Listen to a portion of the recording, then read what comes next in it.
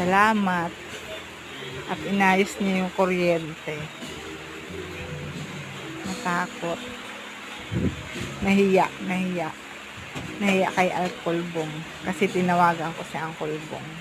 Sabi ko, Uncle Bong, patulong ako sa pag-ayos ng kuryente. Kasi kalat-kalat ang mga wire. Tapos, ayan na. Siya na nag-ayos. Hindi niya na inintay si Uncle Bong. Nahiya kay Uncle Bong. Ayan. Ayos-ayos siya ng kuryente ngayon. Kasi wala na siya trabaho.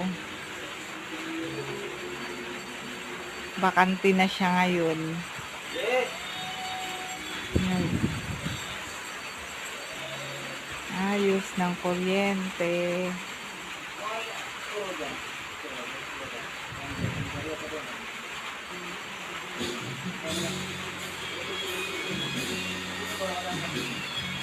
Wala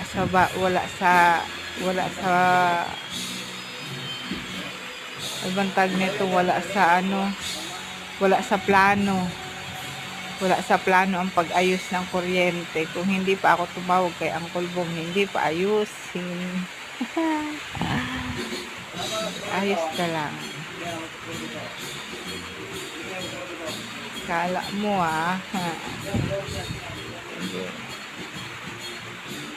Go.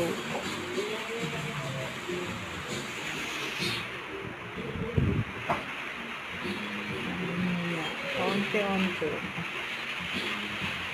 Salamat.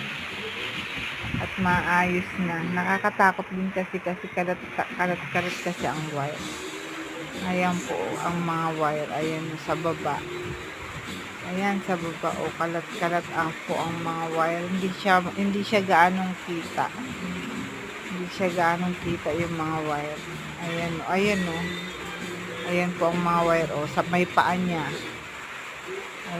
Ayan o. Ang mga wire sa paa niya. Nakakatakot po kasi yan po ay hagdanan namin. Yan, hagdanan po. Yan. So ngayon, pag umakyat siya, baka mahawakan ng mga bata bandang kanan. Yan, sa paa niya. Ayan po ang mga wire o. Yan, kalat-kalat po ang mga wire. Ayan o.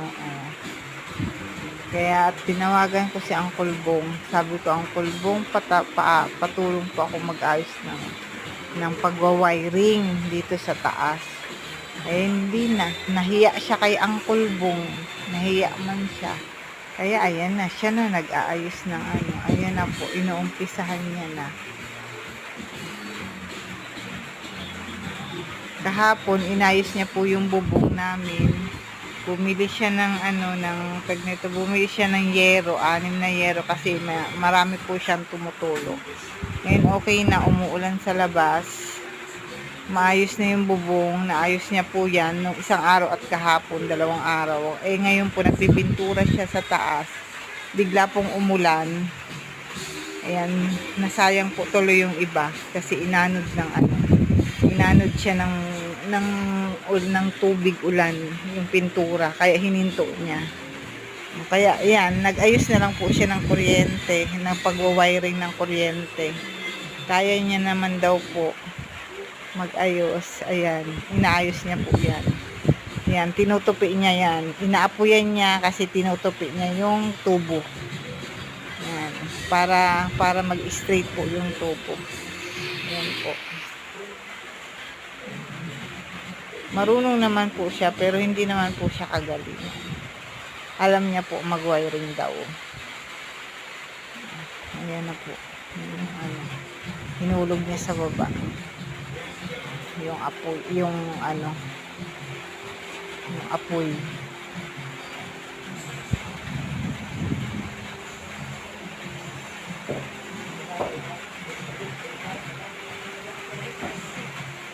Ayan po.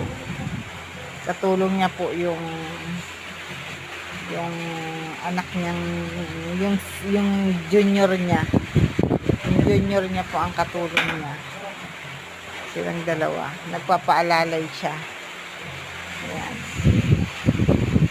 po siya. siya.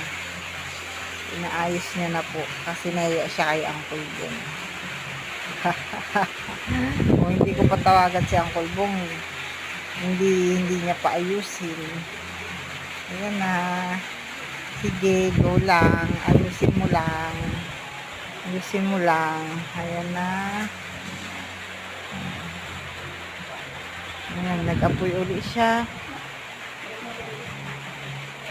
Nagsusunog uli siya.